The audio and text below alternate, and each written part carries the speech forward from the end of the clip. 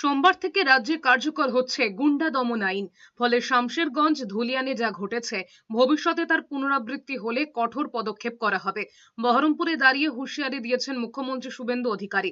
বিধানসভায় পাশ হওয়া গুন্ডা দমন বা প্রিভেন্টিভ অ্যারেস্ট সংক্রান্ত বিলে অনুমোদন দিয়েছেন রাজ্যপাল RN রবি। তিনি বলেছেন, রেল জ্বালানো, বাস পোড়ানো, পুলিশকে মার এসব এখন অতীত। নারী সুরক্ষা, মানব পাচার রোধ এবং আইন শৃঙ্খলা রক্ষায় সরকার কঠোর ব্যবস্থা নিচ্ছে। মামলাগুলো দ্রুত নিষ্পত্তিও হবে। মুখ্যমন্ত্রী জানিয়েছেন, রাজ্যে আইনের শাসন বজায় রাখতে প্রশাসন সম্পূর্ণ লফুল বা আইনসম্মতভাবে পদক্ষেপ করবে। কোনো রকম সস্তা ভাষণবাজি বা উস্কানিতে কান না দিয়ে এই নতুন আইনের সাহায্যে দুষ্কৃতীদের দমন করা হবে।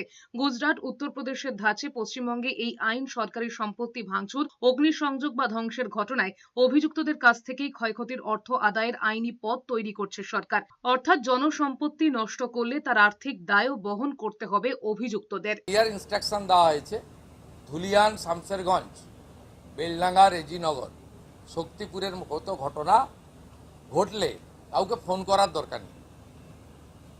আপনার ভারতীয় ন্যায় সংহিতাতে যা বলা আছে, আপনার অশোক স্তম্ভ, আপনি যে ট্রেনিং নিয়ে এসছেন, আপনি যে শৃঙ্খলিত বাহিনীর ট্রেনিং নিয়ে এসছেন, সেই অনুযায়ী